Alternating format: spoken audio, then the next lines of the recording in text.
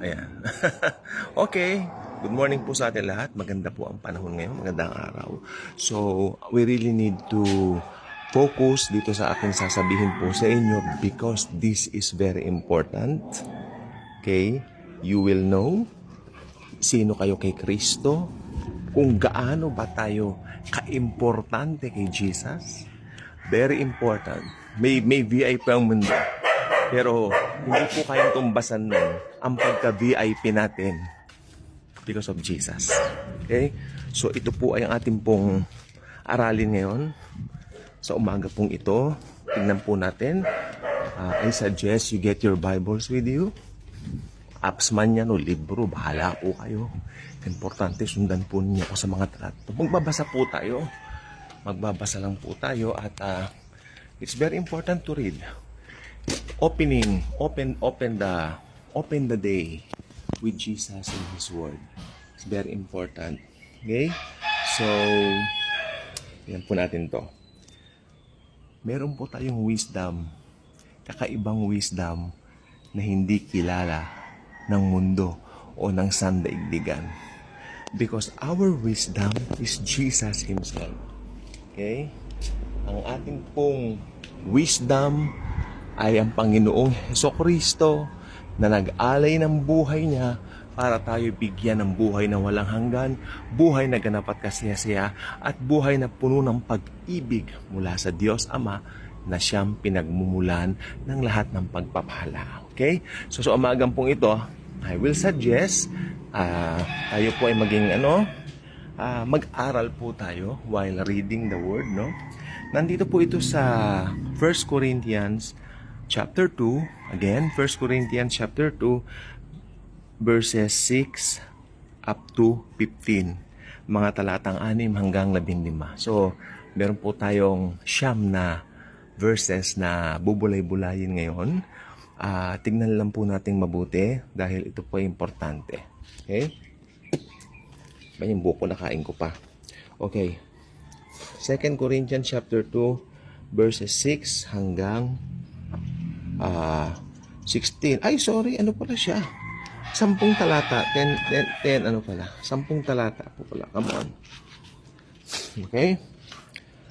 However, we speak wisdom among those who are mature, yet not the wisdom of this age, nor of the rulers of this age who are coming to nothing. Look.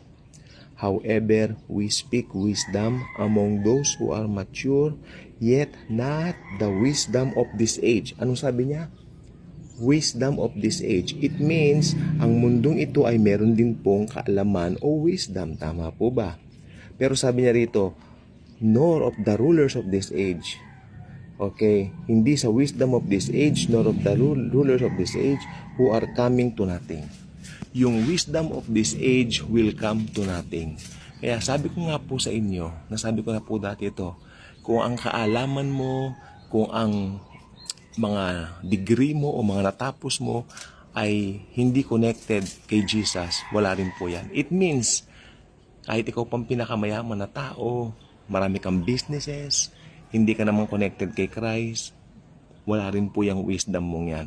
Lalo na kung ang katalinuhan mo ay katalinuhan lang ng mundong ito, sa mundong ito ko lang, wala po talaga yan. Okay? Dahil ang kaalaman ng mundong ito, it will come to nothing pagdating ng panahon. Kaya mas maganda kung malaman mo kung sino yung tunay na wisdom. The Lord Jesus Christ Himself. Yang mga asong yan, walang wisdom, kaya maingay. Huwag yung pansinin po, deadma lang tayo, deadma. Okay? Sabi rito, 7. But we speak the wisdom of God in a mystery, the hidden wisdom which God ordained before the ages of our glory. Before the ages, for our glory. Kalain mo yan? Meron pala siyang wisdom na itinatag o ibinuo. Okay? Para po sa ating, bago palalangin ng mundo, may wisdom ng ganyan. Para po sa ating, for our glory. Diba? Yan po si Jesus. Jesus is God, pero tinatawag po siyang wisdom of God.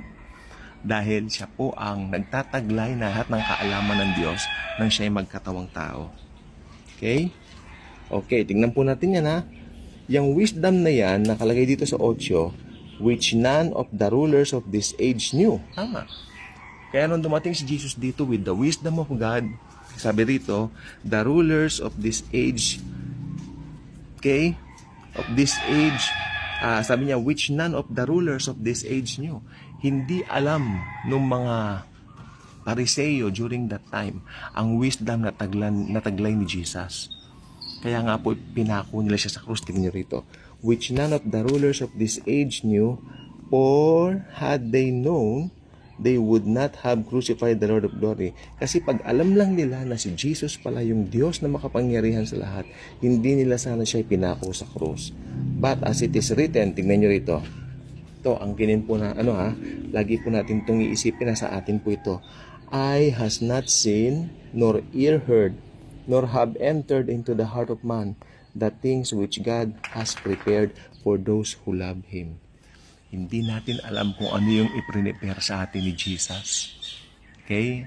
Meron pong wisdom tayo at the back of our minds, alam natin yung truth na pagdating natin doon sa heaven, meron po siyang ibibigay para sa atin. Meron po siyang inihanda, i-prepare para sa atin na up to now hindi po natin alam kung ano po yon. Okay? So, yan. But 10, but God has revealed them to us through His Son, through His Holy Spirit.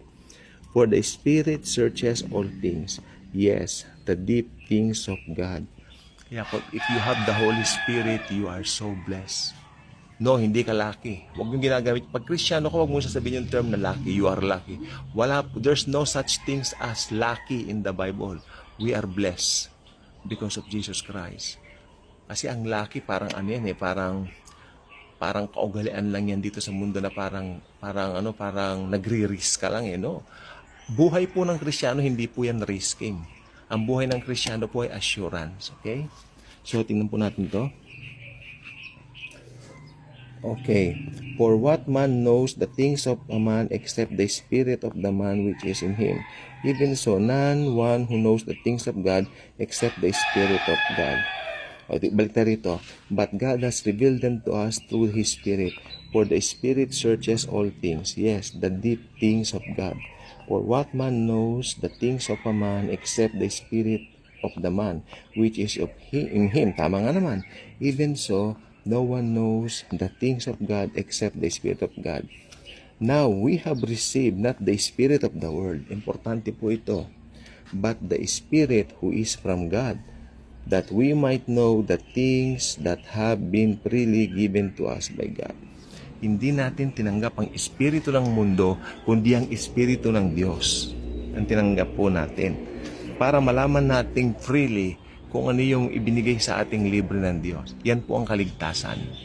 Hindi tayo gumawa ng anumang mabuti, pero iniligtas po niya tayo. That's grace. Grace, you don't do anything, you don't deserve anything, pero ipinagkaloob sa iyo dahil kay Jesucristo. Kay Jesus pa rin po. Siya po ang dahilan. Bakit po tayo pinaboran ng Diyos? Amen? So, tingnan po natin mabuti to. These things we also speak, not in words which man's wisdom teaches, but which the Holy Spirit teaches, comparing spiritual things with spiritual. But the natural man does not receive the things of the Spirit of God, for they are foolishness to him, nor can he know them, because they are spiritually discerned. Tama nga naman. But he who is spiritual judges all things, yet he himself is rightly judged by no one. For who has known the mind of the Lord, that he may instruct him? But we have the mind of Christ. Kaya kung hindi born again ang isang tao, hindi nakakaintindihan ng mga bagay na spiritual. Huwag kayo makikipag-debate o makikipag-argue regarding the Word of God sa hindi born again Christian, dahil wala pa po sa kanila ang Espiritu ng Diyos. Okay? Yun lang po ang gusto ko sabihin ngayon. Napaka-VIP natin dahil yung wisdom ng Diyos ipinagkaloob po sa atin. Kaya napakaganda po ng umagang ito. Napakaganda po talaga. So, every morning na ganyang kaganda ang umaga, another hope para po sa atin. Lagi po tayo may hope because we are always loved by Jesus. God.